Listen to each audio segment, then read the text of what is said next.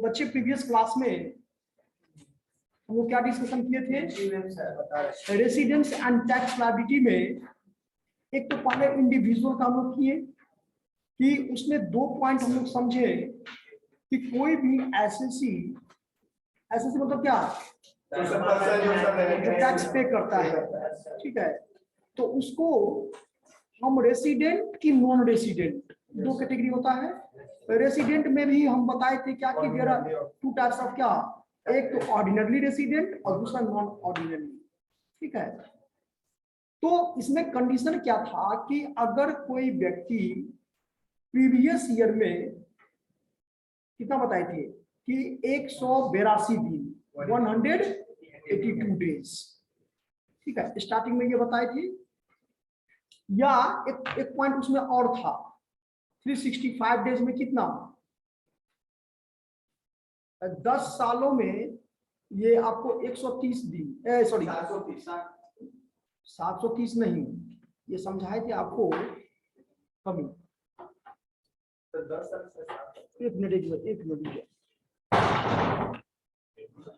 10 year में है आपको ये 182 डेज, है ना।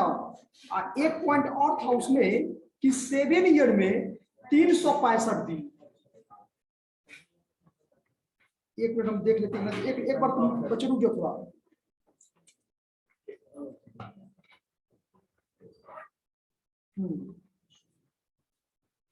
ध्यान से सुनना, इसमें 2 पॉइंट हम बताए थे आप लोगों को। 1 मिनट, 365, हाँ ये देखो,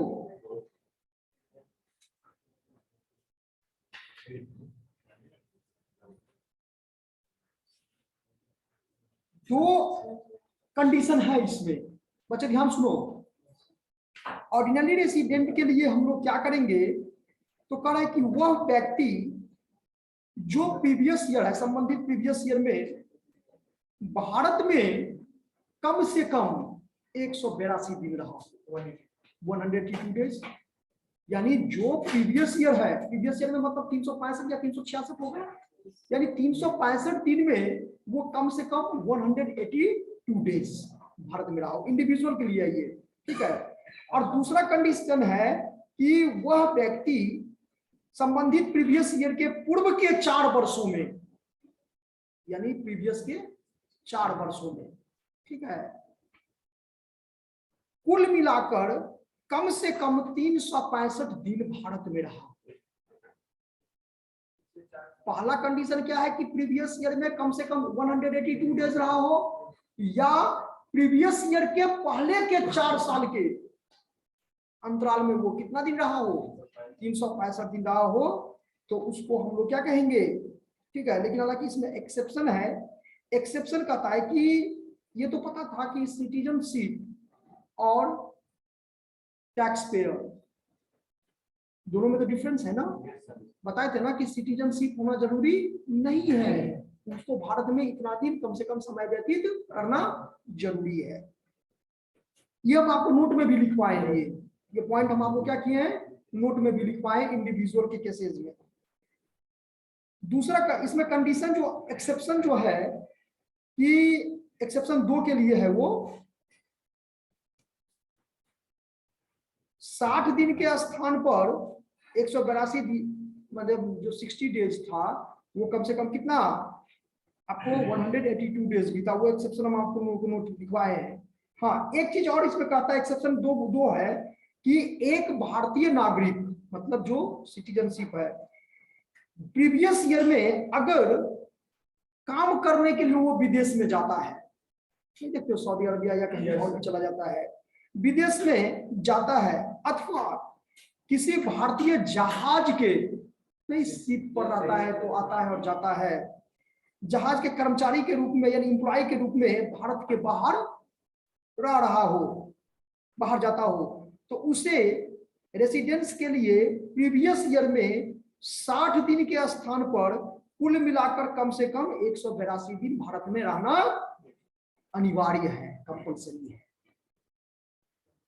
समझ में आया? ये ध्यान से सुनोगे तभी समझ में आएगा, अगर एक को पॉइंट इधर उधर हो गया तो फिर कुछ नहीं समझ में आएगा। फिर से सुन लो, कहता है कि एक भारतीय नागरिक जो प्रीवियस ईयर में एम्प्लॉयमेंट मतलब काम करने के पर्पज से भारत से बाहर जाता है यानी विदेश में जाता है, ठीक है, अथवा किसी भारतीय जहाज के कर्मचारी है, मतलब जो एम्प्लॉय है वो क्रू मेंबर नहीं होता है, हाँ वो ये है एम्प्लॉय है के रूप में भारत के बाहर जाता है, तो उसे रेसिडेंस होने के लिए प्रीवियस ईयर में 60 दिन के स्थान पर जो 60 डेज ऊपर में दिया गया था उसके स्थान पर 182 डेज रहना क्या है, अनिवार्य है। और दूसरा पॉइंट कहता है कि यदि कोई एसएससी मतलब भारतीय नागरिक है या भारतीय मूल समझते हैं, और एनआरआई सब नहीं कहते, एनआरआई तो नॉन रेसिडेंट ऑफ इंडिया नहीं कहते कि ये भारतीय मूल के व्यक्ति है जो विदेश में रहते हैं, ठीक है। तो एक विदेश में रह रहा हो तो प्रीवियस ईयर में कार्य से भारत में क्या कहता है, घूमने के लिए, भ्रमण समझते हैं, घूमने फिरने के लिए भारत में आ रहा हो, जैसे भारतीय मूल का विदेश में रहता है लेकिन घूमने के लिए भारत आ रहा है, तो उस कंडीशन में उसको रेसिडेंस होने के लिए 60 दिन के स्थान पर, इसमें भी वही चीज कर रहा है कि उसको भी 60 दिन के स्थान पर कितना होना चाहिए, 180 नहीं करता है तो वो नहीं होगा, रेसिडेंस उसको नहीं कहा जाएगा, नहीं उसको नहीं कहा जाएगा, according to the income tax act को हम आपको बता रहे हैं, ठीक है, हम उसके हिसाब से बता रहे हैं आपको। ओके, अब ये जो प्रीवियस क्लास में हम आप लोग को बताए थे एचयूएफ, इस पर भी क्वेश्चन भी है, क्वेश्चन भी करवाए थे आप लोगों को, हाँ तो उसको रेसिडेंस भी तो नहीं माना जाएगा, नहीं टैक्स नहीं देना पड़ेगा उसको, ठीक है, वो वहां के जहां पर वो रहेगा, अरे भारत में नहीं रहेगा तो कहीं दूसरी जगह कंट्री में रहेगा ना जी, तो वहां का वो एसएससी हो जाएगा, वहां पर वो टैक्स पेमेंट करेगा, यहाँ पर लेकिन उतना कंडीशन उसको फुलफिल करना है, उतना दिनों की संख्या उसको फुलफिल करना है। ओके बच्चे, एचयूएफ में बताए थे 2 पॉइंट बताए थे, ध्यान सुनना, एक एचयूएफ प्रीवियस ईयर में रेसिडेंस तभी माना जाएगा उसको जबकि वो इस शर्त को यानी इस कंडीशन को क्या करेगा, पूरा करेगा।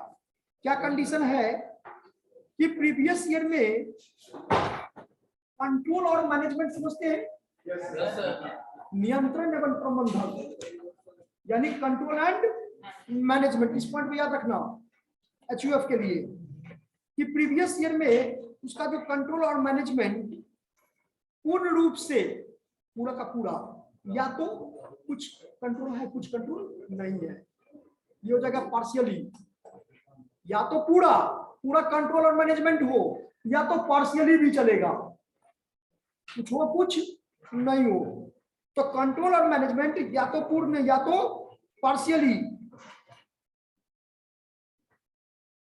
लेकिन सिचुएटेड कहाँ हो, वो कहाँ हो, भारत में, ठीक है, भारत में सिचुएटेड हो।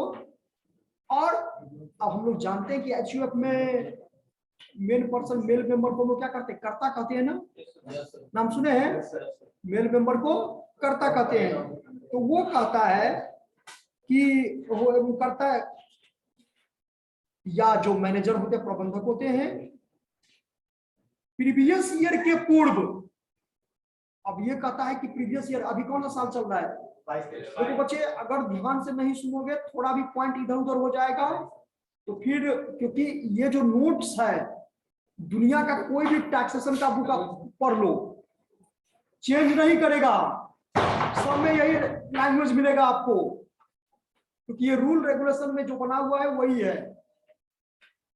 तो हम इसमें क्या समझे, रेसिडेंस तभी उसको माना जाएगा, किसी भी एचयूएफ में जो भी करता है उसको रेसिडेंस माना जाएगा, कब माना जाएगा, तो प्रीवियस ईयर के पूछे, जैसे अभी आपको कितना कौन सा साल असेसमेंट ईयर है 22-23, तो 22-23 से पहले प्रीवियस ईयर कौन सा है 21-22 से पहले 10 साल, ध्यान रखना है ना, क्योंकि क्लियर लिखा हुआ है कि प्रीवियस ईयर के पूर्व, प्रीवियस ईयर के पूर्व का मतलब क्या हुआ, हाँ 21-22 से पहले 10 वर्ष में कम से कम 2 साल, 10 ईयर में 2 साल, या एक कंडीशन और कहता है कि 7 वर्ष में कम से कम 730 दिन, या तो 10 वर्ष में 2 साल या तो 7 साल में, ये दोनों कंडीशन बताया है, ठीक है, तो उसको रेसिडेंस माना जाएगा। ठीक है। दूसरा कंडीशन कहता है कि ये तो ऑर्डिनरी रेसिडेंट हो गया ना, ये किसका था? ऑर्डिनरी। हाँ, और दूसरा क्या था? Not ordinary. उसके लिए कह रहा है क्या कि जो एक एचयूएफ भारत में प्रीवियस ईयर में लिखवा दिए हैं, कल आपको प्रीवियस क्लास में लिखवाए हैं, आप नोट्स ले लेना, उसको जो लिखवाए वो नोट्स आप लोग ले लीजिएगा, हम यहाँ आपको ओरली समझा रहे हैं इसे। तो ऑर्डिनरी रेसिडेंट्स के लिए 2 पॉइंट याद रखना है, 10 वर्ष में 10 वर्ष में 2 वर्ष या 7 साल में 730 दिन, वो भी 2 ही वर्ष हुआ। ठीक है। अब नॉट ऑर्डिनरी रेसिडेंट के लिए क्या कह रहा है कि तभी माना जाएगा जब उस परिवार का कर्ता, मतलब एचयूएफ का जो मेन मेंबर है, मेल मेंबर कर्ता, भारत में प्रीवियस ईयर के पूर्व 10 वर्षों में से 9 ईयर यानी 9 वर्ष किस रूप में बताओ? नॉन रेसिडेंट के रूप में रहा। किस रूप में रहा हो? हाँ, नॉन रेसिडेंट के रूप में रहा हो। और दूसरा कंडीशन कहता है कि उस परिवार का कर्ता प्रीवियस ईयर से पूर्व, यानी जो अभी 21-22 से पहले बताए हैं, ठीक है, पूर्व के 7 वर्षों में कुल मिलाकर के 729 दिन, 7 वर्षों में 729 दिन या इससे कम भारत में रहा। क्योंकि जैसे ही 730 हो जाएगा बच्चे, तो फिर तो वो क्या हो जाएगा? ऑर्डिनरी रेसिडेंट हो जाएगा ना। तो ये कहता है कि 730 दिन से क्या या उससे कम भारत में रहा हो तो उसको नॉट ऑर्डिनरी रेसिडेंट के रूप में माना जाता है। और ये नहीं हो गया 10 साल में 2 साल है तो 7 साल हाँ, समझ गए। और नॉन रेसिडेंट के रूप में तो सिंपल का रहा है कि इसमें कंडीशन है कि जो एचयूएफ प्रीवियस ईयर में नॉन रेसिडेंट तभी माना जाएगा यदि उसका संपूर्ण नियंत्रण और प्रबंधक, अभी जो बताए थे, मैनेजमेंट एंड कंट्रोल, ठीक है, मैनेजमेंट एंड कंट्रोल भारत के बाहर स्थित हो, मतलब इंडिया के बाहर। समझ में आया? ठीक है। अथवा परिवार का नियंत्रण एवं प्रबंधक भारत में बिल्कुल भी स्थित नहीं हो, यानी उसका जो फैमिली चल रहा हो वो भारत में नहीं चल रहा हो, वो फैमिली कहाँ चल रहा हो? विदेश में चल रहा हो। बात समझ में आया? तीनों पॉइंट। और फर्म और कंपनी, इस पर हम एक क्वेश्चन भी आप लोगों को कल किए थे बच्चे, ठीक है। कंपनी के केसेस में कहता है कि रेसिडेंट इन इंडिया, इसमें कह रहा है क्या कि वह एक कंपनी भारतीय कंपनी, पहला पॉइंट, कौन सा कंपनी हो? यानी इंडियन कंपनी हो। दूसरा कहता है यदि कंपनी विदेश में है, यानी फॉरेन कंट्री में है, ठीक है, लेकिन प्रीवियस ईयर में उस विदेशी कंपनी का प्रभाव, यानी प्लेस ऑफ इफेक्टिव मैनेजमेंट, क्या कहते हैं इसको? Place of effective management Bharat में रहा हो, मतलब उस कंपनी का जो मैनेजमेंट है, उस कंपनी का जो कंट्रोलिंग है, वो कहां से हैंडल किया जा रहा हो? कंपनी भले ही विदेश में हो, जैसे अभी कोको कोला सबका है, आप देखते हैं वो कौन सा कंपनी है? फॉरेन कंपनी है जी, नियंत्रण कंट्रोल तो बाहर से हो रहा है ना। तो हम उस कंपनी को रेसिडेंट के केस में नहीं रख सकते। लेकिन अगर कोई भारतीय कंपनी हो और उसका नियंत्रण जैसे टाटा सबका है, ठीक है, तो हेड ऑफिस तो यहीं पर है ना, तो मैनेजमेंट कंट्रोल तो हेड ऑफिस से ही होता होगा। ये इसके बारे में बता रहा है कि जिस कंपनी, जो कंपनी भारत का हो और उसका मैनेजमेंट कंट्रोल भारत से ही हो, तो उस कंपनी को रेसिडेंट माना जाएगा। लेकिन अगर कोई विदेशी कंपनी भी है और उसका भी मैनेजमेंट कंट्रोल भारत से किया जा रहा हो, हेड ऑफिस भारत में हो, तो उसको भी रेसिडेंट स्टेटस में रखा जाएगा। लेकिन वैसे कंपनी को इस कैटेगरी में नहीं रखा जाएगा जो कंपनी विदेशी हो और उसका मैनेजमेंट कंट्रोल भी विदेश से ही। समझ में आया? अब उसके बाद non resident in India, non resident in India, इसके बारे में क्या कहता है? वो एक भारतीय कंपनी नहीं हो, सिंपल, वो एक विदेशी कंपनी हो, भारतीय कंपनी नहीं हो। और दूसरा, विदेशी कंपनी की दशा में उसका नियंत्रण और प्रबंध पूर्णतया उसका मतलब भारत के बाहर से ही उसका क्या किया जा रहा हो, मैनेजमेंट एंड कंट्रोल।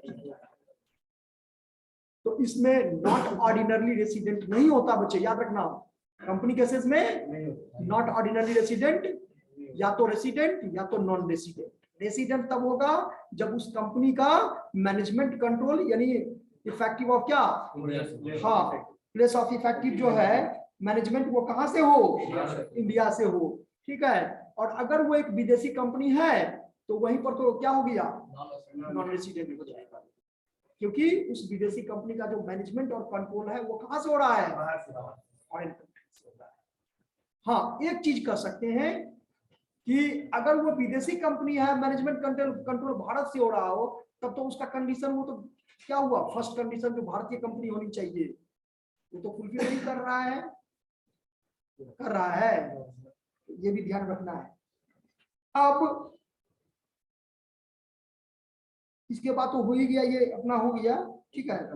एक चीज कर रहा है कि residence of every other person, residence of every other person, जैसे स्टेचुरी मिलता है, जैसे LIC, LIC किस प्रकार का है, कौन सा कंपनी है LIC जी? लाइफ इंश्योरेंस कंपनी क्या है बोलो? जैसे नहीं बच्चे, ये आपको इसको कहता है, निगम का नाम सुने हैं, कॉर्पोरेशन, निगम है ना, कॉर्पोरेशन है ना। जैसे यहाँ पर आपका है वो बिहार पुलिस भवन निगम है, तो ये जितने भी प्रकार, पटना नगर निगम है, यानी जितने भी म्युनिसिपल कॉर्पोरेशन है। तो एक पॉइंट ये भी करा है, या कोई आर्टिफिशियल पर्सन, आर्टिफिशियल पर्सन जानते हैं, अरे कंपनी भी तो एक आर्टिफिशियल पर्सन ही है। ठीक है। या आपको कह रहा है क्या कि स्थानीय सत्ता, जैसे कोई लोकल अथॉरिटी जो होता है, कोऑपरेटिव सोसाइटी सब नहीं होता जो बनाते हैं मिल करके, उन सब के बारे में कह रहा है कि वे भी क्या होता है, नॉन रेसिडेंट नहीं होते हैं, वो भी नॉन रेसिडेंट नहीं होते हैं, वो भी आपका यही या तो रेसिडेंट, और ये क्या बीच वाला बताए थे नॉट ऑर्डिनरी रेसिडेंट नहीं होते हैं, वो भी आपका यही या तो रेसिडेंट होगा या तो नॉन रेसिडेंट, कोई चीज का है। चलो उसके बाद इसका डिफरेंस बच्चे आप लोग क्या करोगे, याद कर लोगे बढ़िया से, एक क्वेश्चन लिख लो यहीं पर, व्हाट आर द, ये शायद हम पहले आपको लिखवाए भी है,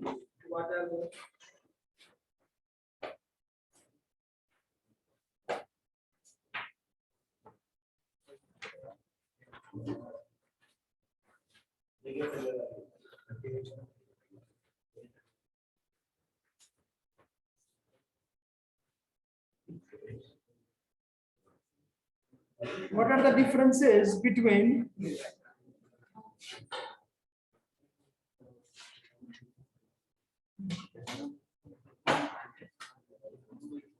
what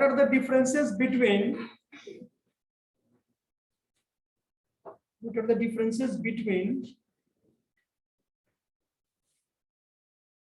resident and non-resident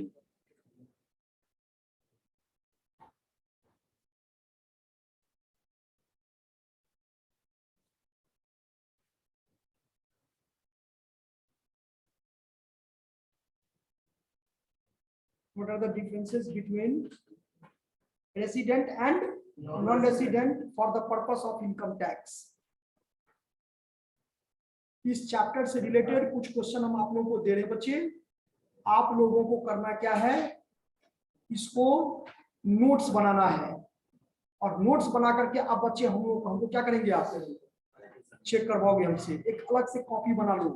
देखो पढ़ने का तरीका अभी तक हो सकता है आप लोग को सही बच्चे को पता है, लेकिन बहुत सारे बच्चे इसको जानते हुए भी क्या, क्योंकि मुझे ये देखना है कि वो सबसे जो पीछे बैठे हुए हैं उनको भी समझ में आ रहा है कि नहीं आ रहा है।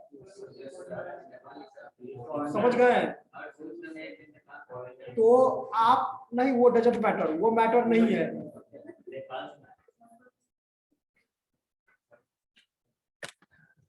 चलो लिखो, तो क्या लिखे क्वेश्चन,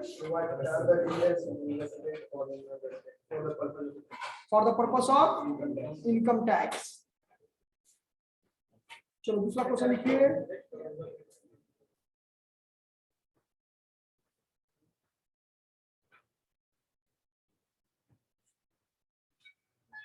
ये क्वेश्चन बहुत बार आया, यूनिवर्सिटी में भी आया है, इसी से मिला हुआ इस क्वेश्चन को इस तरह से भी आप कह सकते हैं कि what are the different categories.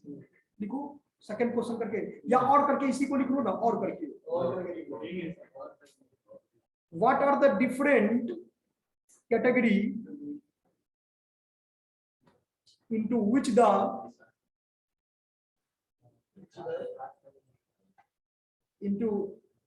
the SSCs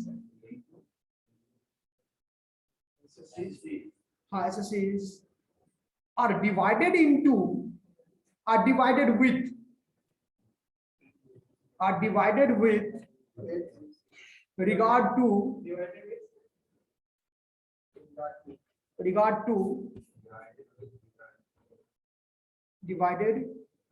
with regard to residence.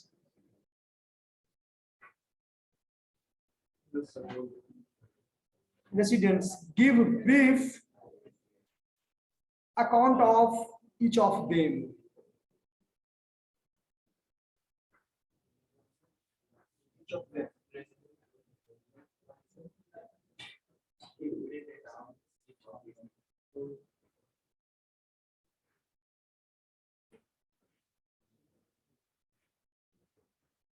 कैसा क्वेश्चन है, पढ़ के देखो तो क्वेश्चन पढ़ के मैं पढ़ लेता हूँ। क्वेश्चन पढ़ समझ में आया?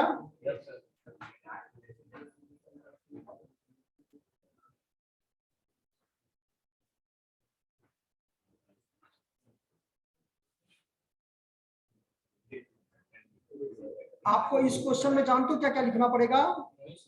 पूरे इंडिविजुअल का क्या होता है, एचयूएफ क्या होता है, एसएससी क्या होता है, कंपनी का क्या होता है, एवरी पर्सन का क्या होता है, ये सबको आपको डिटेल क्या करना है उसमें। हाँ सबको लिखना है, लॉन्ग क्वेश्चन है ये, ठीक है।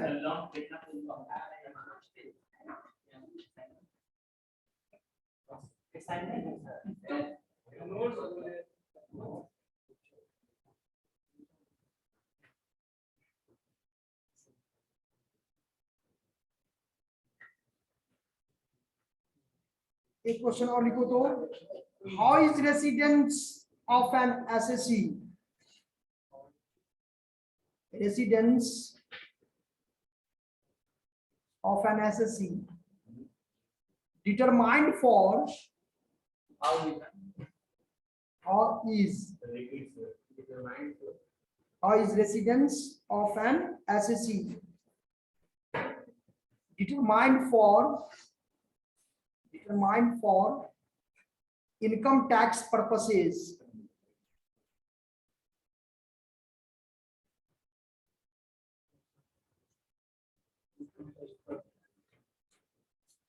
Explain the incidents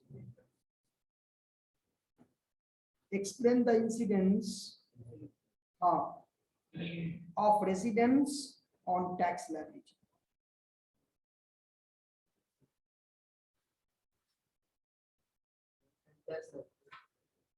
Residence on tax liability.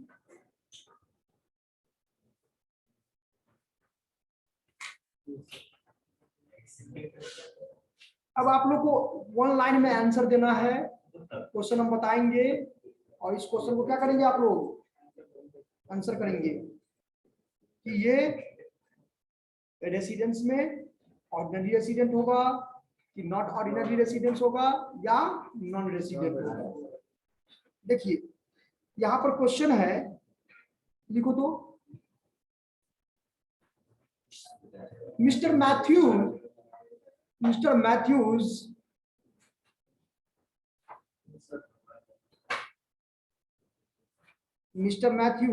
a foreign cricket player,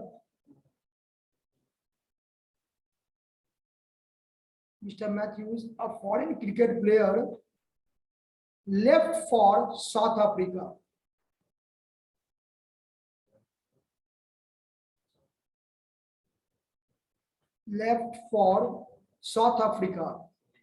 From his country. और जिन बच्चे सब पूछेंगे वही बच्चे खड़े होकर के जवाब देंगे। From his country to take part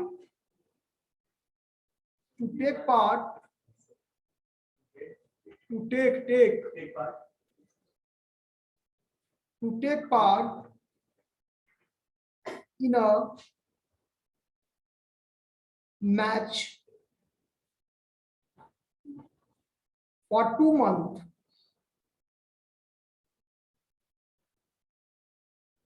months. During the previous year.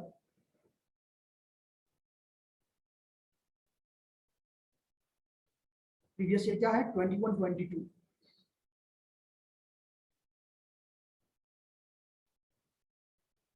Determine his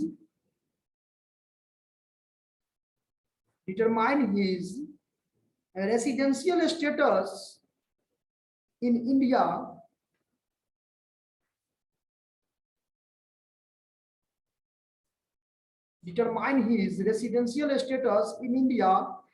for the assessment year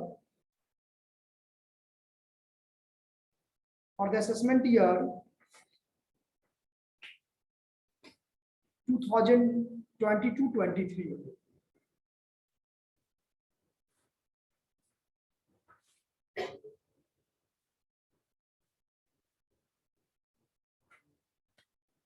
पहले क्वेश्चन पढ़िए, क्वेश्चन पढ़ने पर समझ में आया?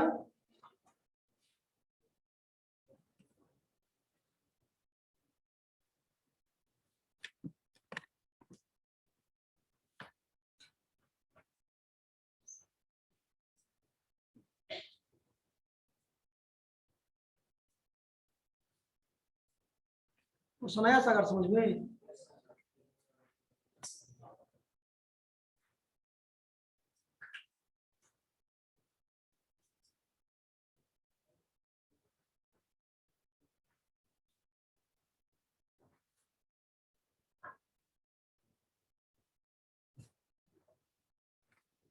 क्वेश्चन आया समझ में? क्या माही, कैसे इसको सॉल्व करोगी?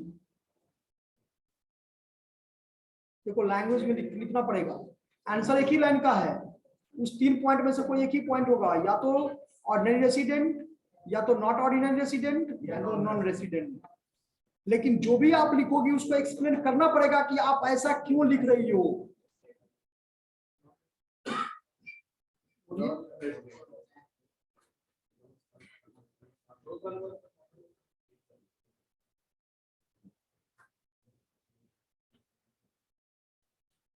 क्या होगा आप बताओ सबसे पहले, पीछे आप बताओ, खड़े हो।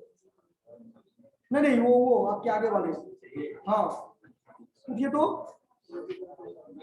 आवाज नहीं, सुनो इनका सुनिए, बोलो। नॉन रेसिडेंशियल,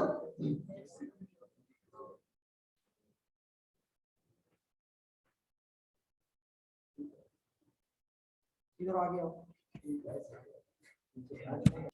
यार सुनना, हम क्या समझाए थे कि रेसिडेंट या non resident.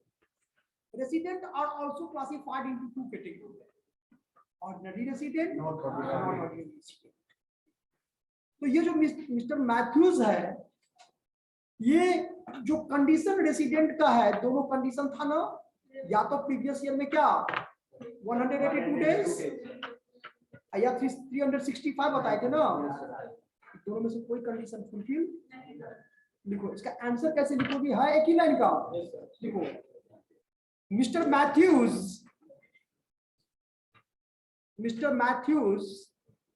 a foreign cricket player, Mr. Matthew, a foreign cricket player left for South Africa.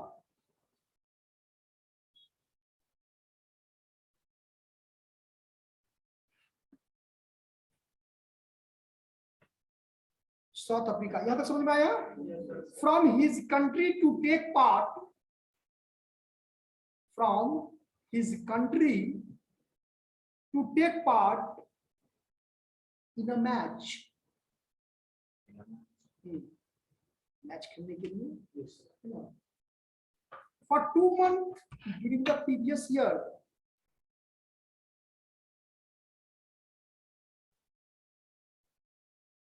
for 2 months during the previous year 2000 कितना 21-22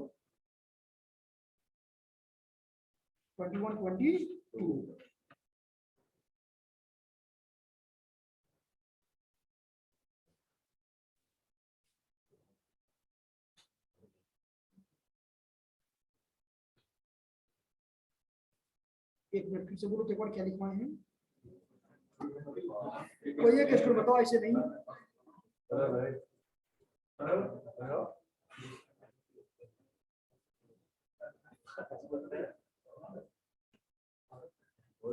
Mr. Matthew, one cricket player left for South Africa from his country to take part in a match for 2 months during the previous year 2021.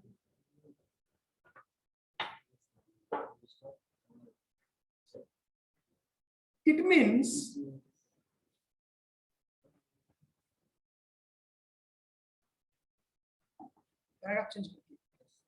Mr. Matthews is a foreign cricket player.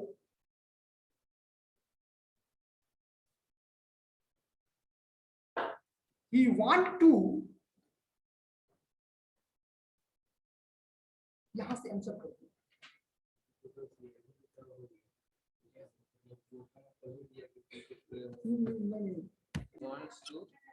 he wants to another country to take part in match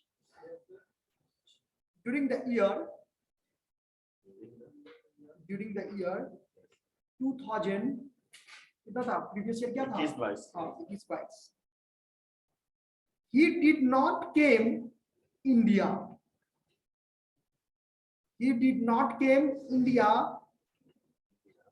even for a single day।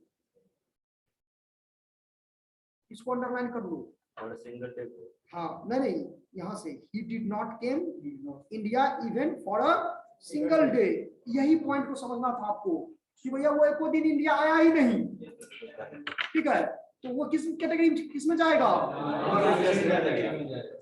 आगे देखिए 10, he did not fulfill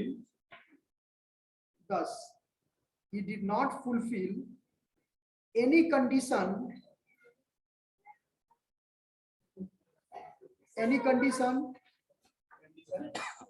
of category A, क्या sir, any condition of category A का मतलब क्या हुआ, वो not ordinary resident, हाँ, he shall be non-resident in India, he shall be non-resident in India for the assessment year 22-23, हाँ, assessment career,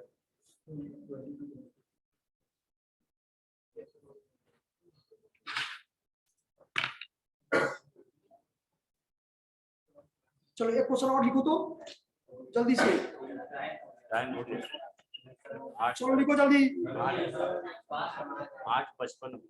तो तो एक काम करें, हम इसको तुम लोग को सेंड कर दें। सही बच्चे बना लोगे इसको? Yes, sir.